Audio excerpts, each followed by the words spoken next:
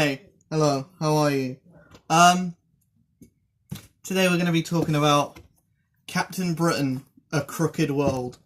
Many of you may not know who Captain Britain is, because he hasn't appeared in any of the films. But this guy needs his own movie. This guy does need a movie. Apparently Black Knight is supposed to be appearing in Endgame. I don't know, more than likely not, but if he does, then it could bring in Captain Britain into the Marvel Cinematic Universe. But at this point, we have no Captain Britain in any form of media, apart from the comics themselves. But Captain Britain is a pretty awesome character, and I like him. So, yeah. Captain Britain, A Crooked World. We start the story off, and Captain Britain is on an alternate Earth, which has had all of its superheroes kind of killed by this, symbiote, called the Fury. And the Fury is basically this machine that's built to kill superheroes, and it evolves, and it kind of learns from the heroes that it fights.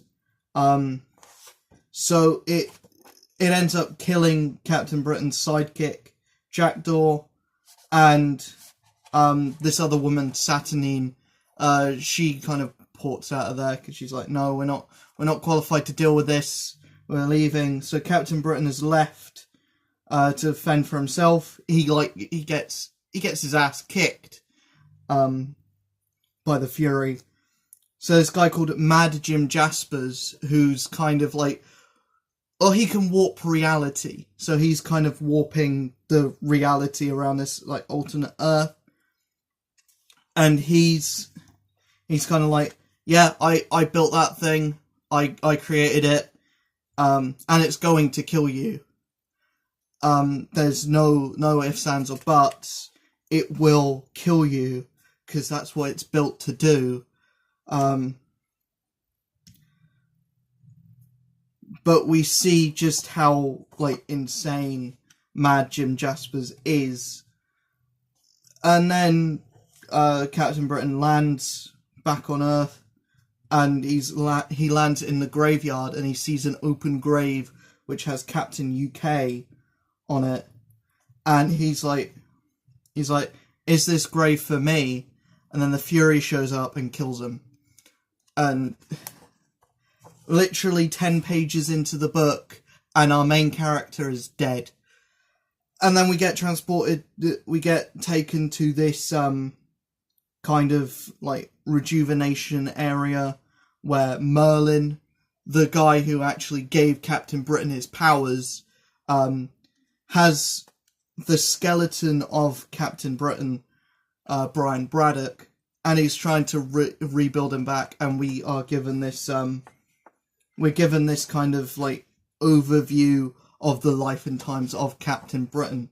And he's died before, and he's been brought back. So this time he's dead again. He's brought back, and they're basically right, we rebuilt the man, but did we rebuild his brain properly? So Brian Braddock is alive once again, and we see this this woman, and she's having panic attacks, and she's on the toilet heaving. And then Brian Braddock goes back to his mansion, or manor, which he believed was destroyed earlier on. And he sees it intact. So apparently this mansion had been it was all a decoy that it had been blown up. It hadn't actually been blown up. It was actually Mastermind, not the same Mastermind that was in Dark Phoenix. This is a different Mastermind who who's been keeping this as like a like decoy, and he's like, last time I wanted to kill you, you didn't let me. This time you will. And so Brian's like, fuck that noise. And he's just like finds this supercomputer underneath his mansion and just and doesn't destroy it, but he hardwires it so that Mastermind can't actually come back. We're then taken to we then get introduced to Betsy Braddock, who later becomes Psylocke, but right now she's just Betsy Braddock, and she's the sister of Captain Britain. And she's a psychic, and she's hanging around with another group of like 5 psychics. There were 10, but they're systematically getting killed off by this group called Strike, who are basically Britain's version of S.H.I.E.L.D., essentially. And she's like, I've got to call in my brother because he's a superhero and he can protect us. And so this guy who's basically killing all these psychics finds one of them, and he kills them, and Captain Britain shows up and he's like, fuck you, I will beat you up now. And then he's like, he takes off his mask, he takes off his body, and he's like, yeah, I'm one of your oldest enemies, Slaymaster, and I'm going to beat you up. And so they have a fight inside a comic book shop, inside of Forbidden Planet, actually, which, if you're British, you know of Forbidden Planet. So they have a fight, and it's really, really cool. Yeah, it's a really cool fight. And yeah, it's pretty brutal as well, because we don't see if Captain Britain actually kills him or not, but his sister's like talking to him psychically and saying, kill him, do it, kill him, he killed so many of my friends, just kill him. But we don't know if he does or not. Then we have this group called the Executive, who have been hired to basically kidnap Captain Britain, and they do that. They like systematically take down these psychics, and they kidnap Captain Britain, and but they're not written to be like evil. They're written to be quite like suave people. They're like, yeah, we're here to take you to a grand court in space, because you're the only witness to a defendant who's been like put on trial for a crime she didn't commit. And Captain Britain's like, who is it? And then the leader of this executive is like, it's Saturnine. I'm like, ooh, the one from the front of the book, and it's banging. Ooh, that's interesting. And Captain Britain's like, the bitch that left us on that fucked up Earth. You want me to defend against her, of all people? Nah, mate. So the executive basically just knock out Captain Britain and put him back on his ship. And we then get, like, Captain Britain ends up on this, like, another alternate Earth, and he meets up with this alternate version of Captain Britain, or 2 alternate versions of Captain Britain. Captain England of that Earth, and Captain Albion from the Earth next door, as it's described. Then Captain Britain goes to see Saturnine, who's like all like chained up, and she's like, you probably enjoy seeing me like this. And Captain Britain's like, no, I don't. so I'm going to defend against you, or defend you in this trial. And the guy running the trial wants Saturnine to die, so he's like using every like tactic to kill off Saturnine. But he basically is like, this Earth, or this continuum that you left, has been fucked up beyond repair, so I've got to destroy the entire universe. This upsets Captain Britain, but we see that the Fury, the thing that killed Captain Britain at the start of the book,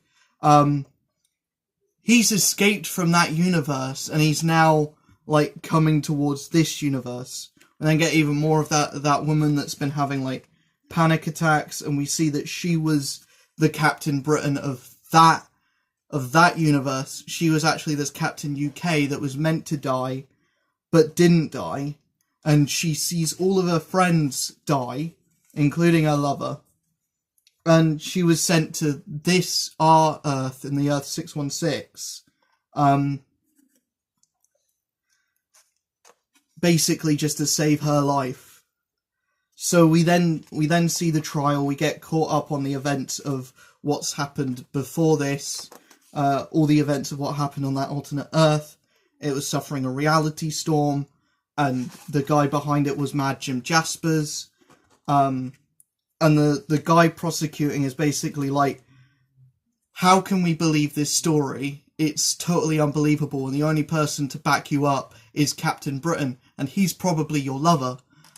So we can't take his word for it, so off with your head. Captain Britain goes into a rage. He starts fighting all these people.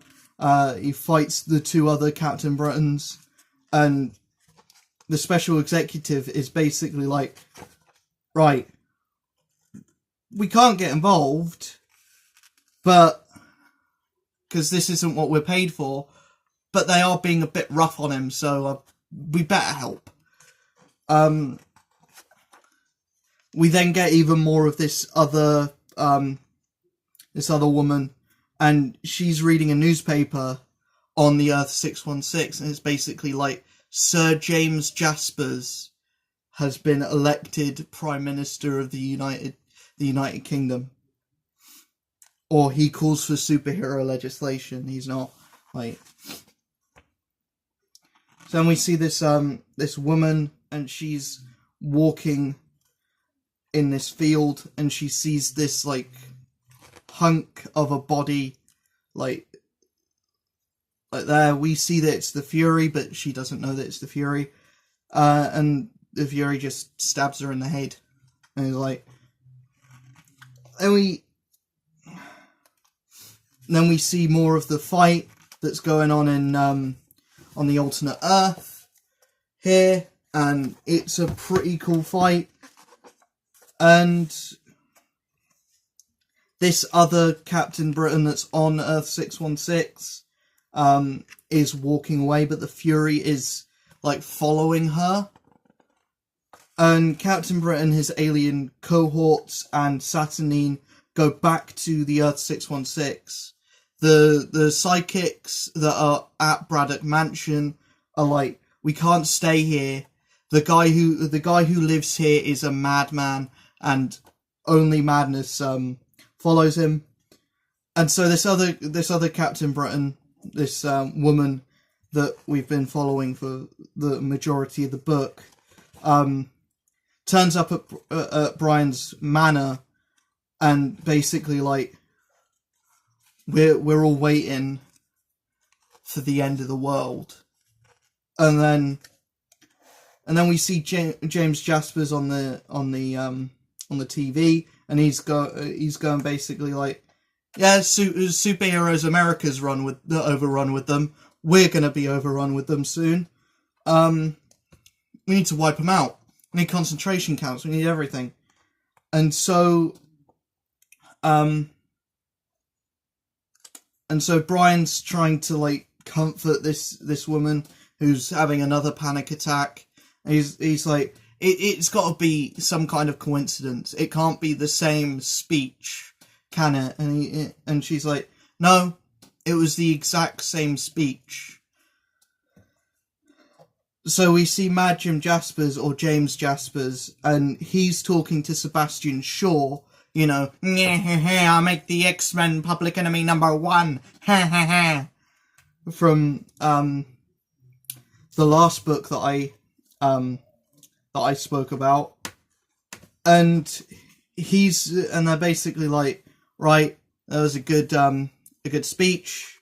Then we see James Jaspers like turn white wine into red wine, and then we go back to like this cosmic game of chess that Merlin and his daughter are playing, and that all their pieces are shaped like the characters from the book. So they have a piece for the Vixen, they have a piece for Mad Jim Jaspers, and it's seen that they're kind of controlling the events of what's happening on the book. But it's not really going to plan. What's happening on their cosmic game of chess isn't happening in reality. And a piece shows up that isn't meant to be there.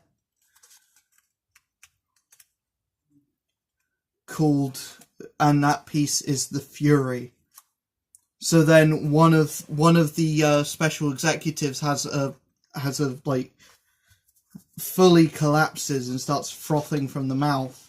The Fury like attacks this Captain UK, who's still way too scared to actually put on the costume. Captain Britain flies in and gets immediately beaten the hell up. Everyone else just comes in. One of the special executive actually dies. Another one gets severely injured. And basically all hell breaks loose. And the fight goes on for a long time. And one of the special executives is like, no, I can't fight. I can't help because I'm not getting paid to help. And eventually he turns around and he's like, yeah, I can do this. And he's the one that ends up beating the Fury. But that's not the end, because they still got to deal with Mad Jim Jaspers. But the special executive are like, right, we have our orders, we have our obligations, and our obligations aren't to you anymore. And they leave. They're like, you have to do this alone. We hope that you win, but you have to do it alone. Then we see in this like concentration camp, there's this woman who's talking to this like bat creature, and they're both like, where's Captain Britain? Where has Captain Britain been? And they both have different stories for where Captain Britain has been. And we then see that the Fury is still alive after everything that's been happening. And it's on the warpath. So Captain Britain goes to fight Mad Jim Jaspers, and Merlin, meanwhile, has like a concussion and dies, whilst Captain Britain has to fight this guy who can warp reality, and he gets like completely fucked up. First of all, Mad Jim Jaspers makes him think that he's on the alternate Earth with Jackdaw and Saturnine, and that he's been asleep the whole time. Then we see that. Then he makes him think that he's back on the operating table with and that he's got a wife. And then Brian Braddock manages to snap out of it and is basically like, no, you're going to die. And then he hits him, and it does nothing. And Jim Jaspers is basically like, this is how we're going to separate the sheep from the goats, the men from the boys, the naked from the dead. And Brian Braddock is barely alive. He's just clinging on. And then the Fury shows up and starts pounding on Brian. And then he sees Jim Jaspers and he's like, on my Earth, I always wanted to kill Jim Jaspers. But I couldn't because of my programming. That always annoyed me. But now, he doesn't have to worry about his programming because this isn't his Jim Jaspers. So they have a massive brawl where just reality falls apart, like, around them. And it's really well drawn. And then Brian Braddock, after the Fury kills Mad Jim Jaspers, Brian Braddock is like, right, now it's your turn. And he starts breaking everything on the Fury. But the Fury still manages to, like, shoot him once. Then this other Captain UK who's, like, seen enough and she's, like, wearing the uniform now. She just jumps in and just beats the living crap out of the Fury, killing it. And Saturnine takes a little chunk of the of Mad Jim Jaspers so that if she needs it, she can recreate Mad Jim. I don't know if it's for good or bad, but who knows. And then we have then we have everyone going to the funeral for Merlin, where we get introduced to the Brit Corps, which is basically like the Green Lantern Corps, but it's all the alternate Captain Britons. And Captain Britain's the only real character that actually has, like, alternate versions of himself that he talks to on the regular. Everyone else has, like, yeah, there are alternate versions of Captain America and the Hulk, but they don't actually interact with each other. Captain Britain is the only one that, you know, interacts with his other counterparts. I think that's cool. And the weird thing at the end is that Captain Britain kisses the alternate Captain Britain, which is a bit weird, because you're kissing yourself from an alternate world. But yeah, Captain Britain: A Crooked World, I love. I really do love this book. It's so damn good. There's so much in it. There's so much that happens, but it all works and it all builds towards this, like, epic smackdown that happens at the end. And there's no other words for this other than epic, because it is. Captain Britain: A Crooked World, written by Alan Moore, the writer of Watchmen, and art by Alan Davis, gets a 10 out of 10. Because it's so damn good. And yeah. Guys, in the video, well, I'll be talking about Wolverine.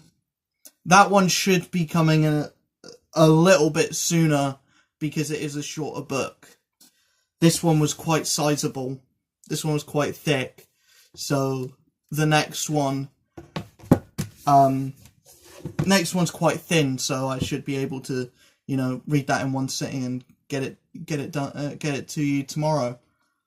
But yeah, See you guys in the next video. Usual links are in the description below. And yeah, peace.